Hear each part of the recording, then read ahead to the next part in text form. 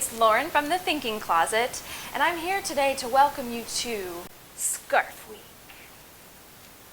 And while the rest of the world is sitting in front of the television this week, biting their nails over shark attacks, we will be bringing you a world of inspiration through scarf attacks. Except they're more like tutorials than attacks.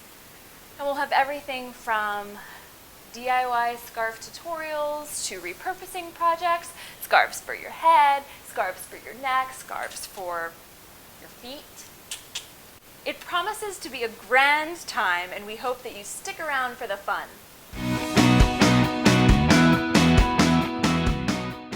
Today's project is a tie-dye infinity scarf. I know, total throwback project to the days of old.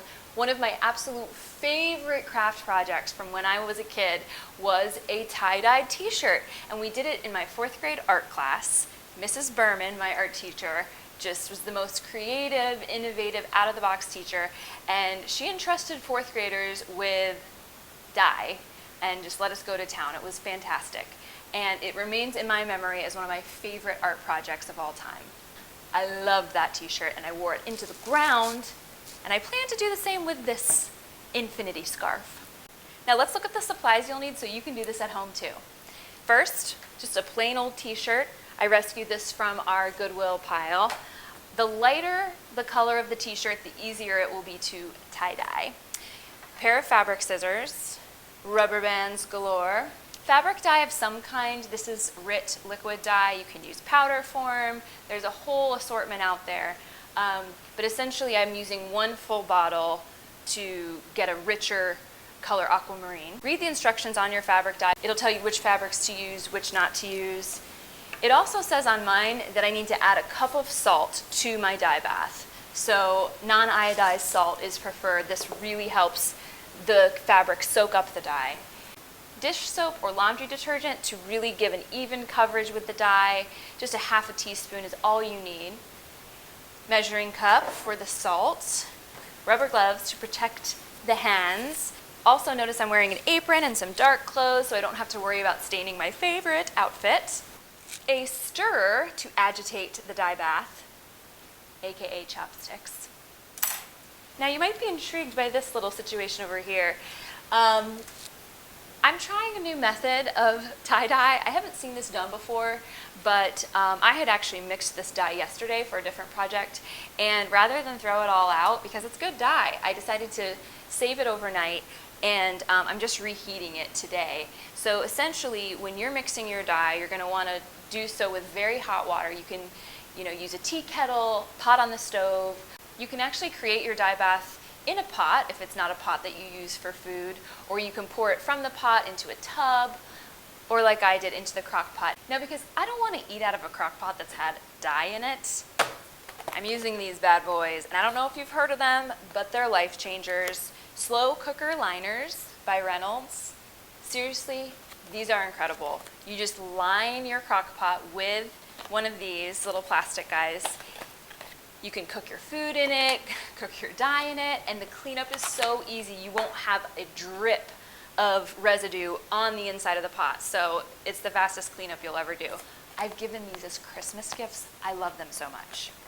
And you'll want to protect whatever surface you're working on with some plastic tablecloth. So there you have it. Pretty straightforward. While that's heating up, we'll get started on the very first step of our tie-dye infinity scarf. And that involves jaws, aka your scissors.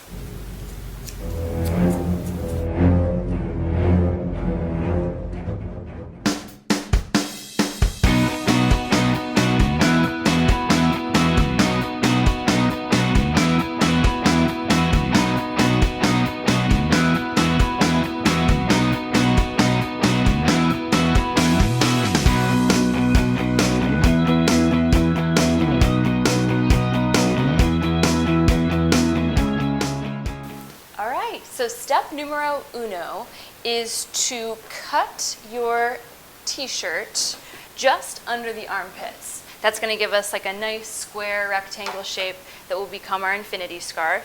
Now you can measure it out. I'm just sort of going to eyeball it. You really can't mess this up. The ends are going to sort of curl anyway. So even if it's not perfect, that's all right. All right, get rid of this guy. You don't need him anymore. And now we have our infinity scarf. Now you'll see someone, my husband, already cut off the bottom of this shirt just because he likes that look. So if you want, you can also cut off that bottom edge, or you can leave it. It's totally up to you. I mean, if you wanted, you're done right now. Here's your infinity scarf. What? Pretty cool. But we're gonna jazz it up a little. JVC we can.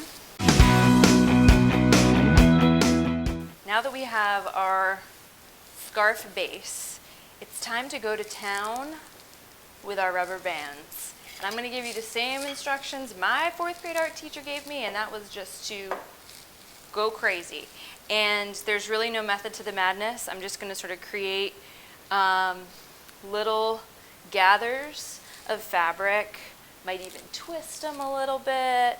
And I'm just gonna tie on my rubber bands in all sorts of designs. You really, really, really can't mess this up. So just have fun, have the kids help.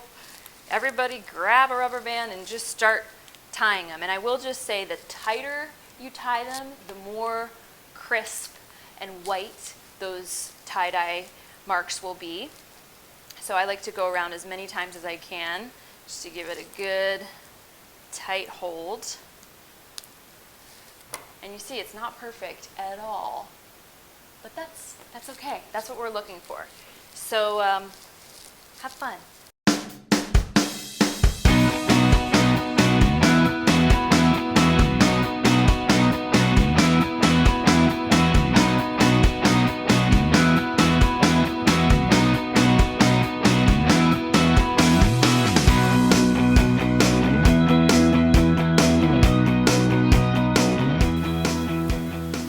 All right, here we have it, our rubber banded t-shirt.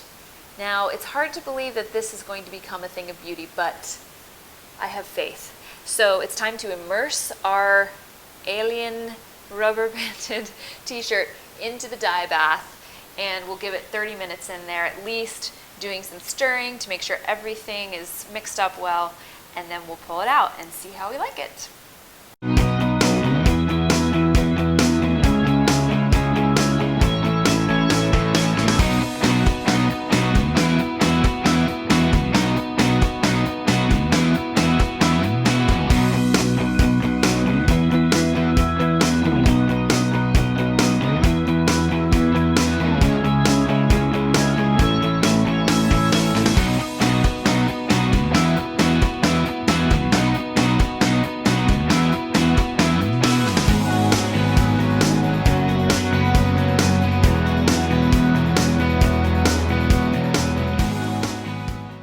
And here is our finished tie-dye infinity scarf. Doesn't it look great? Oh my goodness. I love how it turned out. The blue is so fun and summery, and I love that we can wear it 2 ways. You can have it the long way, just sort of rock it like this, or you can wear it double looped. And the way to do that is I double loop it while it's around my neck, but then you want to flip it so the crisscross ends up in the back of the neck. Well, I hope you enjoyed this first of 4 tutorials that I'll be sharing this week. And remember, my blog friends will be sharing tutorials too, so be sure to check those out. We'll have 16 total for you. It's crazy. And be sure to subscribe so you can stay in the loop on all those. And remember, while it may be a bad week to be a seal, it's a great week to be a scarf.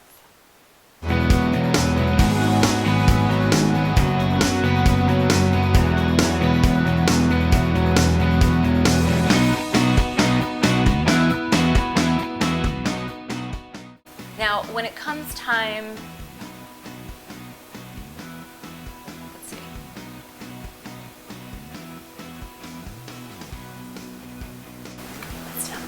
Wisdom. Yay!